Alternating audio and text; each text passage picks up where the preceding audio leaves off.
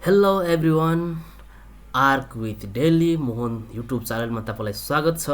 तपाईँलाई आज म अटोक्याडको स्क्रिन के हो, यसमा के छ, त्यो सबै कुराहरू चाहिँ म तपाईँलाई सिकाउने छु बिस्तारै बिस्तारै।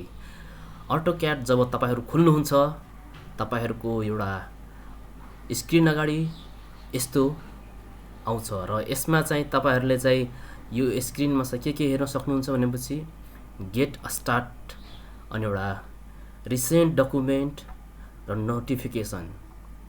र यो गेट स्टार्टमा तपाईँहरूले के हेर्न सक्नुहुन्छ भनेपछि तपाईँहरूले जुन फाइल बनाउनु भएको छ या अटोक्याडमा कुनै काम गर्नुभएको छ त्यो यो फाइलबाट चाहिँ तपाईँहरूले हेर्न सक्नुहुन्छ, निकाल्न सक्नुहुन्छ।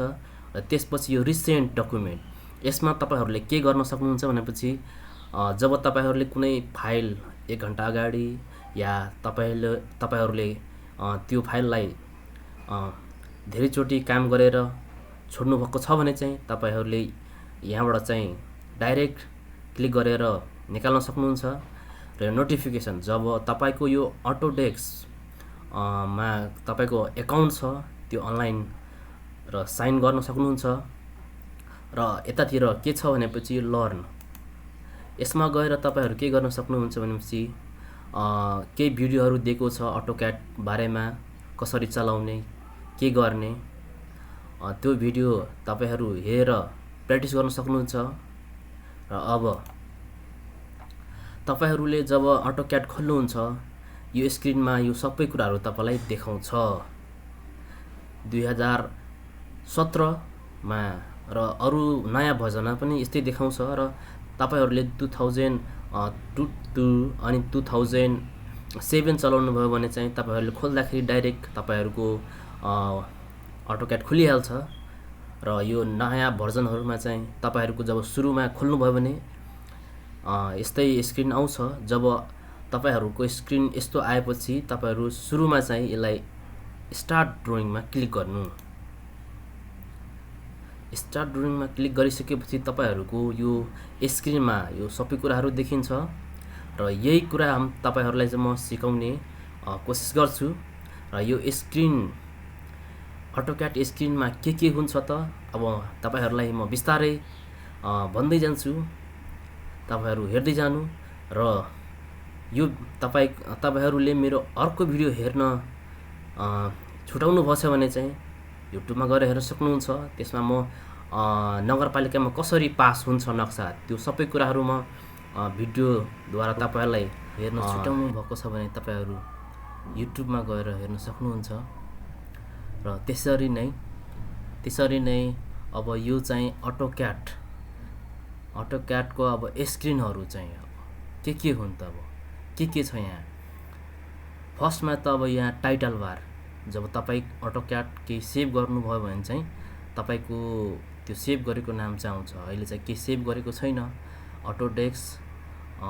अटोक्याड 17 ड्रइङ लेखेर यहाँ लेखेको छ। त्यसरी नै फर्स्टमा चाहिँ यो टाइटल बार हुन्छ। त्यसपछि चाहिँ यो मेनु बार भन्छ यसलाई।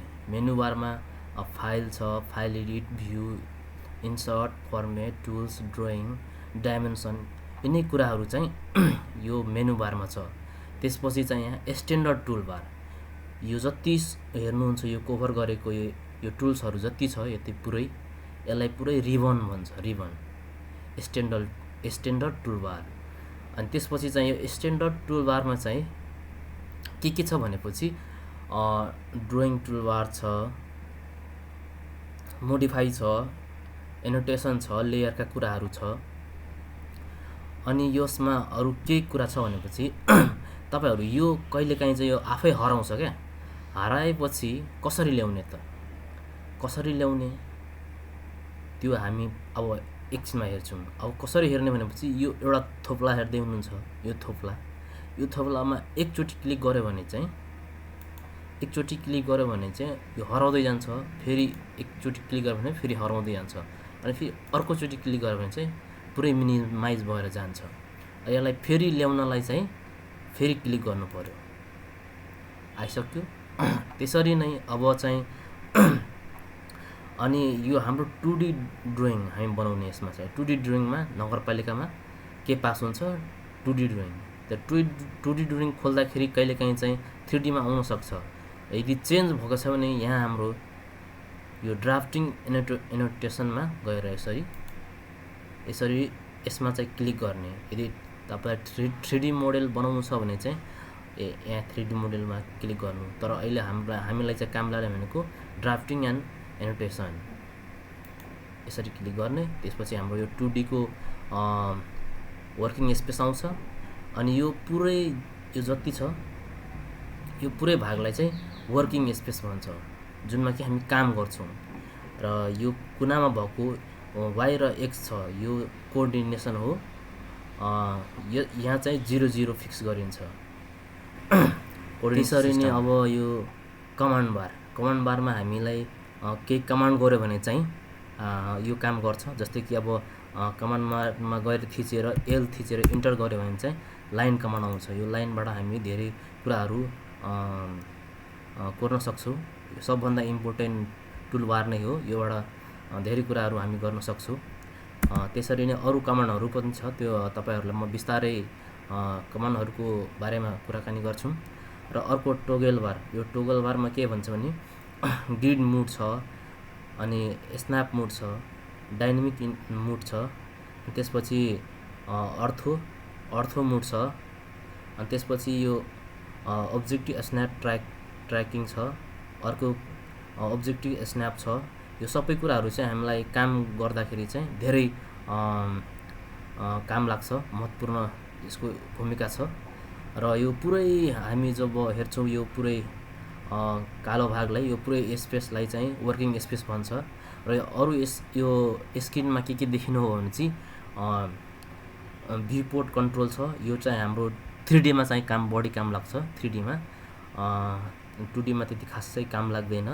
र अरू के छ भने नेभिगेसन बार, यसले हामी के गर्छौँ भने प्यान गर्छौँ, रोटेट गर्छौँ, मुभ गर्छौँ, यिनीहरू कुराहरू चाहिँ हामी यो नेभिगेसन बारबाट गर्न सक्छौँ। अरू कुराहरू चाहिँ म अर्को भिडियोमा तपाईहरुलाई चाहिँ अब बिस्तारै सिकाउँदै जान्छु। नगरपालिकामा कसरी पास हुन्छ त्यो नक्साहरू, र NBC नेपाल स्ट्यान्डर्ड कोडबाट कसरी बनाउने हो, त्यो बिस्तारै म यो टुलहरू सकाएपछि तपाईहरुलाई बिस्तारै सिकाउँदै जान्छु। र आर्क डेली विथ मोहन च्यानललाई सब्स्क्राइब गरिदिनु, बेल आइकनलाई बजाइदिनु। अरू नयाँ भिडियो म तपाईहरुको लागि ल्याउँछु, अरू राम्रो भिडियोहरू। र यो भिडियो हेरिदिनु भएकोमा धन्यवाद।